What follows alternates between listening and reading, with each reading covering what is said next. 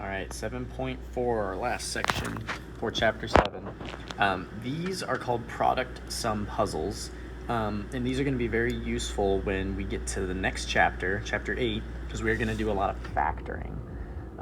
So the way that these work, these product sum puzzles, you're going to be given this little square. It's flipped over so it looks like a diamond. The top square has a number and the bottom square has a number, and the left and right squares are empty. So what our goal is to figure out two numbers that multiply to get the top number, and they also add together to get the bottom number. So in other words, if we use variables, we could say x, if I can write, we could say x and y. So let's use those as our variables, x and y. So x times y must equal the top number, which is 12, and x plus y must equal the bottom number, which is 7 in this case. So for this first one, if I choose the numbers 3 and 4, we notice, okay, if I take 3 times 4, that equals 12, and 3 plus 4 equals 7. So this would be my solution. 3 and 4 multiply to get 12 and add to get 7. So that is our goal with all of these. So if we look at number 2, we have 16 and 8. So one way you can approach these is just right away list all of the factors of the top number, because you know one of those pairs of factors has to add to this number. So for 16, our factors would be 1 times 16, 2 times 8, and 4 times 4. So those numbers, these pairs, all multiply to get 16.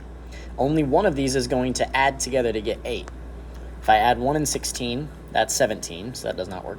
If I add 2 and 8, that's 10, that doesn't work. But if I add 4 and 4, that does equal 8. So my answer for this one would be 4 and 4. Okay, go ahead and try number 3. See if you can figure that one out. Okay, so I went ahead and wrote the factors of 15 up there. So 1 times 15, if we add 1 and 15, that equals 16, which is not 8. But the only other pair of factors are 3 and 5, and those do add to 8. So 3 and 5 would be our answers for number 3. All right, let's look at number 4. We have 24 and 11. So factors of 24, I think there's quite a few. We have 1 times 24. We have 2 times 12. We have 3 times 8. We have 4 times 6, and I think that's all of them. Okay, so 1 and 24, those add to 25, so not that. 2 and 12, those add to 14, that's not 11. 3 and 8, those do add to 11, which means 4 and 6 are not going to be my answer. So 3 and 8. So 3 times 8 is 24, but 3 plus 8 is 11. All right, go ahead and try 15 on your own now. All right, I listed all the factors of 36 on the right side, and the only pair that add up to 13 are 4 and 9. So that will be our solution for number 5. All right, we have 5 more. Let's take a look at this one. So number 6, the product number is negative. So that means as we're listing out our factors, so 36, we just listed all of the factors of 36 in the previous problem, but because it's negative, one of the two factors has to be negative, because when two numbers are multiplied, if one is negative and one is positive, the result is negative. So once again, I'm going to write all of those factors. So 1 and 36, 2 and 18, 3 and 12, 4 and 9, and 6 and 6. So what we want to do is we want to look at these groups, and now we have to imagine, okay, what if I add these together but the 3 is negative? What does that do? So then 12 minus 3 would be 9, so that's not 0. So we need to figure out which of these can we change one of the numbers negative and make them add to 0. Well, in this case, if we have 6 and 6, if I take a number and I add it to the opposite of that number, that'll equal 0. In other words, 6 and negative 6. If I combine those, that gives me 0. But if I multiply them, that gets me negative 36. So 6 and 6, that's my pair of factors, but because my product is negative, I have to make sure one of the two factors is negative. So if you would have put the negative sign here and kept this one positive, that would have been just fine, as long as one of them is negative, okay? All right, let's take a look at this one, 40 and 13. Again, I would always list out the factors. So 1 and 40. 2 and 20.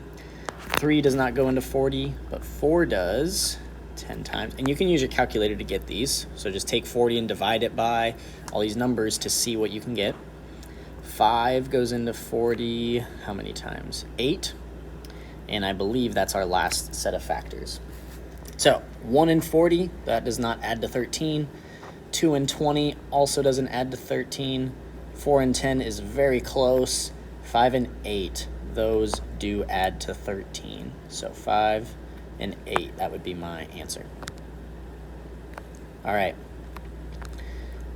I want you to try number 8 on your own. So pause and see if you can figure this one out. We already have the factors listed, so it shouldn't be too hard. All right, for this one, I didn't even rewrite the factors since we already had them all. Sorry, I just erased. So since all the factors were already over here, I just left them, and 4 and 10, those would add together to get 14. Okay, number 9. This one is similar to number 6, except the product isn't negative. Now our sum is negative. So what's that going to do? Well, we'll see in just a minute, but first let's write out the factors. So 1 times 48, 2 times 24, 3 goes into 48 actually, so 3 times, 16 I think? Yes, 3 and 16. 4 and 12, 5 does not go into 48, but 6 does 8 times. Okay, so those are all of our factors. Now, I need to add two numbers together, and the result needs to be negative. So that means the two numbers I add together are both going to be negative. And that's okay, because if I take two negative numbers and multiply them together, that will give me a positive. So that is how we will get a positive product and a negative sum. So I'm going to go ahead and just write my negative signs.